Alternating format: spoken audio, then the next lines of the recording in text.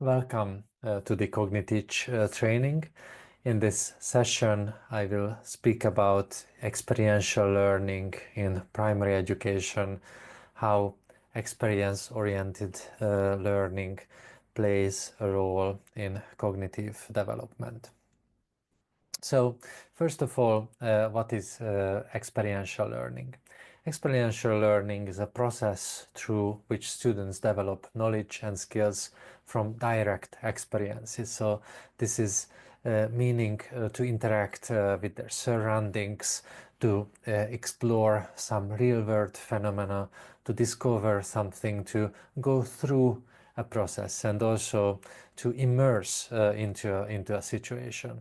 So experiential learning is not only the experience itself, but when it comes to learning, it's based on reflection, critical analysis, and synthesis. So reflection and critical analysis of what happened, what we have gone through, what was our experience, and then a synthesis of what we can learn from this experience. Experience-oriented learning always promotes a deeper engagement than passive learning methods. Core theories behind experiential learning. So one of the most important background is of course Piaget's constructivism. So Piaget, as a forerunner of psychology, developmental psychology, he really thought critically about the role of experiences in his constructive pedagogy. Dewey brought it forward and also thought about the learning as doing, learning as acting, learning by doing ideas. So how experiences play a very important role in the person's development. And then when it comes to modern pedagogical theories, it was Kolb who came up with the experiential learning theory in the 80s. So Kolb defined even a learning cycle based on the experience-oriented learning. So it starts with the concrete experience. It continues that how do we reflect, how do we observe this experience, and then what kind of abstractions, what kind of conceptualizations we can build on these experiences, and then we can try our learning, our impressions in active experimentation, and then the whole process can be started again and again, defining finer and finer learning outcomes. Why it matters, why experience-oriented learning matters for primary education. So first of all, this fosters curiosity and active engagement of the students. It also can support individual learning styles. Each student might have individual approach, individual interest, individual ways of learning. And then when it comes to experience-oriented activities, they can try other ways. They can also understand better themselves, and also they can put together those kind of learning paths which are the most welcoming and also the most developing for them. Experience-oriented learning also helps to build foundational skills through activities, through doing. So as Kolb defined, then it was already seen that how experiential learning improves retention, that we can better remember our experiences than just to information. And it's also a better context for critical thinking. It also supports development of identity and competence. There is also a positive impact on teachers' identity. So experience-oriented learning maybe also requires a different setting, not only for the student, but also for the teachers.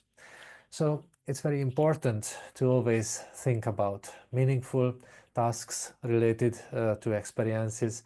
Never forget to reflect on what has happened, what we have gone through in the learning process, and always give a main role for the active involvement, and also let space, let opportunity for developing personal connections to the tasks.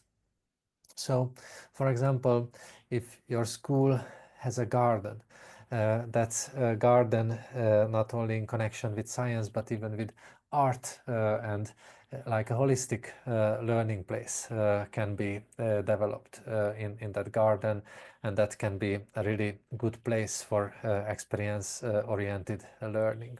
Or just taking a walk that can be interesting addition to usual classroom practices, interviewing with locals, taking photos, taking videos, exploring multiple layers of locations, of spaces, of places, and then documenting our experiences in unusual ways or multiple ways that can be really helpful to boost learning experiences.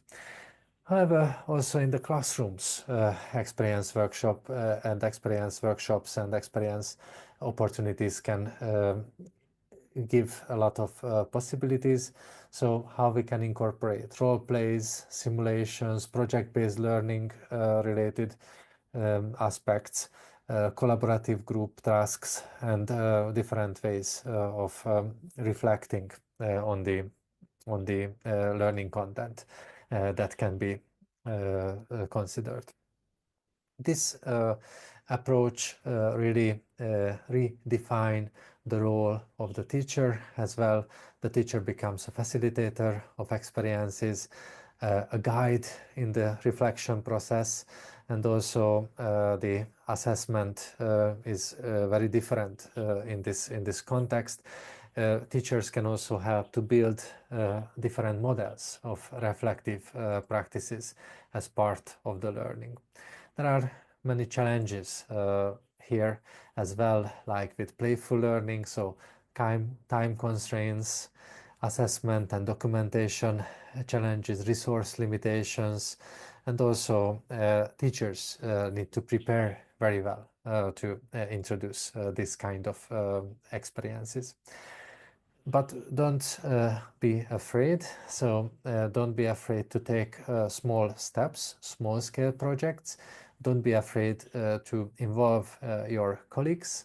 Also to introduce some flexibility in your context. It can pay off very well. It can pay off as a lot of benefits for your students. You will recognize increased engagement, growing motivation, also the development of critical and creative thinking, and also students can experience cooperation, develop their communication skills, and they will better remember on what happened in the classroom and in the learning process.